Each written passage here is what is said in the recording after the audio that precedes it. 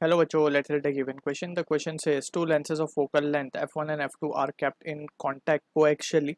The power of the combination will be option A given है f1 f2 upon f1 plus f2. Option B given है f1 plus f2 upon f1 f2. Option C given है f1 f2 upon f1 minus f2. Option D f1 plus f2.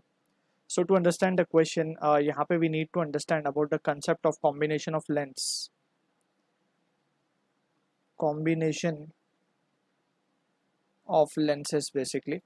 So simultaneously along with the concept we will analyze the question given. Also यहाँ पे just एक छोटा सा हमें formula याद रखना है of power of lens.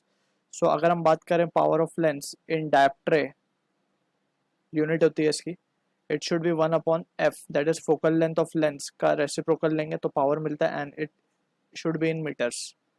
ठीक है, so this is the formula that we need to keep in mind, p equals to 1 by f. तो अब हम बात करते हैं हमारे सिचुएशन की. लेट्स सपोज हमारे पास दो लेंस है इस तरीके से आपस में कांटेक्ट में रखे हुए हैं. ये प्रिंसिपल एक्सिस है हमारी. यहाँ पे कहीं ऑब्जेक्ट रखा हुआ है हमारा फ्रॉम फर्स्ट, मान लेते हैं u डिस्टेंस पे. अब यहाँ से अगर हम रे डायग्राम प्लॉट करें, सो लेट्स सपोज हम मानते हैं कि अभी फिलहाल सिर्फ लेंस एक ही लेंस है हमारे पास. सो कुछ इस तरीके का सिचुएशन क्रिएट होता कि यहाँ से रे जाती और ये कहीं पे एक इमेज क्रिएट कर देता. लेट्स से यहाँ पे मान लेते हैं कि इसने इमेज बनाई है आई डैश. ठीक है, अब लेकिन ये कब होता है जब सिर्फ एक ही लेंस होती है, लेकिन एक्चुअल में दूसरी लेंस भी बाजू में रखी है. तो दूसरी लेंस ने क्या किया, दूसरी लेंस ने थोड़ा सा इसको और बेंड कर दिया और कहीं पे यहाँ एक इमेज बनाई इसने आई. ठीक है, अब जो सिचुएशन है अब उसको थोड़ा सा समझते हैं कि अगर हम मान ले कि ये जो डिस्टेंस है हमारा फर्स्ट लेंस के लिए जो इमेज का डिस्टेंस है उसको हम बोल देते हैं लेट्स से वी डैश, और फाइनली जो इमेज बनी है उसके डिस्टेंस को हम बोल देते हैं लेट्स से वी. ठीक है, इसका फोकल लेंथ हमारे पास f1 गिवन है, इसका फोकल लेंथ f2 गिवन है. ऐसा सिचुएशन हमें क्वेश्चन में गिवन है. ठीक, अब from the scenario we can सी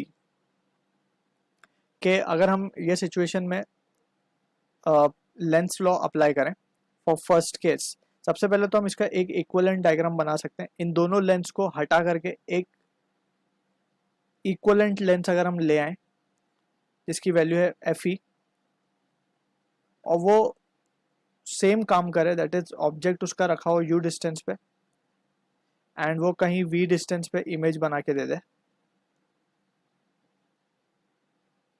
तो this will be the equivalent of this two lenses. Instead of two हम यहाँ पे एक इक्विवेलेंट बना लिया.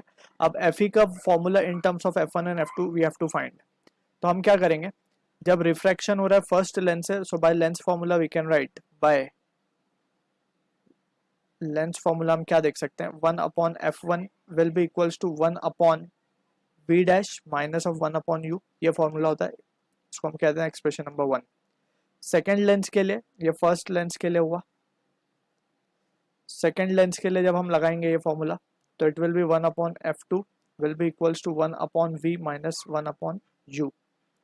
ठीक है, अब यहाँ पे we have to be careful, it should not be u but v dash, because हमने देखा है ये जो i1 बना है ना यहाँ पे, ये i1 एक वर्चुअल ऑब्जेक्ट की तरह काम करेगा फॉर लेंस 2. ठीक है, लेंस 2 के लिए अब वर्चुअल ऑब्जेक्ट कौन होगा, i1 होगा, i डैश होगा बेसिकली. तो i डैश का डिस्टेंस क्या है उस लेंस से, इट इज v डैश. और क्योंकि lenses are considered to be a thin lens, तो हम अगर थोड़ा सा प्रिसाइजली मेजर करें, सो ये सेंटर से ही हम सारे मेजरमेंट करेंगे इनके. ठीक है ना, ये सारे मेजरमेंट जो भी हमने यहाँ पे शो किए, that those measurement will be from the centre of this. ठीक है, इस तरीके से वी कैन शो, ये v हो जाएगा हमारा, ये हो जाएगा v डैश. ठीक है, so from the situation we can say, इसको हम कह देंगे एक्सप्रेशन नंबर 2. अगर हम इन दोनों एक्सप्रेशंस को ऐड करते हैं,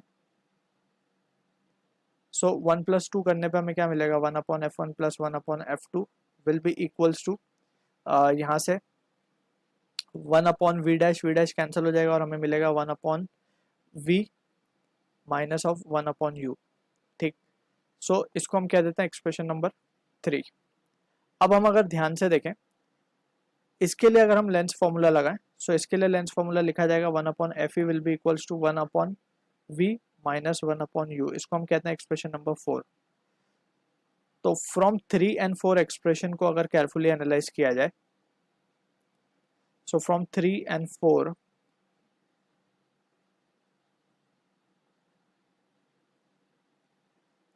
we can say LHS RHS दोनों के सेम है, तो LHS भी सेम हो जाएंगे।